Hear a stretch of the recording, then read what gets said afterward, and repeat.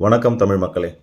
தாவேகா கட்சியினருக்கு whistle சின்னத்தை ஒதுக்கி இருக்கிறாங்க அப்படிங்கிற செய்தி சமூக வலைதளங்கள்ல பயங்கர பரபரப்பா போயிட்டு இருக்கு.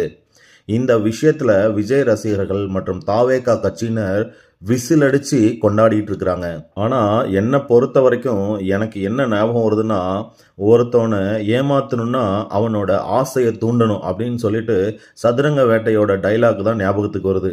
ஏன்னா ஜனநாயகன் படத்தோட ரிலீஸ் விஷயத்துல இன்னும் எந்த முடிவும் எட்டப்படலை. அது போல சிபிஐயோட விசாரணையிலையும் அடுத்த கட்டமா அவங்க என்ன பண்ண போறாங்க அப்படிங்கிறத பத்தி எந்த ஒரு தெளிவுரையும் இதுவரைக்கும் இல்லை. அதாவது ஜனநாயகம் பட ரிலீஸ் விவகாரம் மற்றும் சிபிஐ விசாரணை, இந்த ரெண்டு விஷயங்களும் மத்திய அரசாங்கத்தோட கட்டுப்பாட்டில் இருக்கு அப்படிங்கிறது தாவேகா தலைவர்களுக்கும் தாவேகாவோட தொண்டர்களுக்கும் ரொம்ப நல்லா தெரியும்.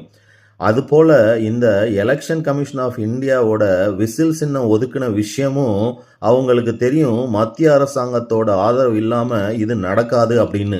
இப்படியெல்லாம் இருக்கும்போது விசில் சின்னம் ஒதுக்குனதை கொண்டாடிட்டு இருக்கிற தாவேகா கட்சியினரை பார்க்கும்போது எனக்கு ரொம்ப பரிதாபமாக இருக்குது. ஏன்னா நாளைக்கு என்ன நடக்க போகுது அப்படிங்கிறது புரிஞ்சு இவங்க பண்ணிட்டு இருக்கிறாங்களா இல்லை புரியாமல் பண்ணிட்டு இருக்கிறாங்களா அப்படிங்கிறது எனக்கு உண்மையிலே புரியலை. அதுபோல் இந்த சின்னம் ஒதுக்கி இருக்கிறது கூட ஒருவேளை டீலிங் ஆயிடுச்சு அப்படிங்கிறதுக்கான ஒரு சிக்னலாக பார்க்கலாம். போக போக தெரியாமல் போயிடுமா என்ன? வணக்கம்.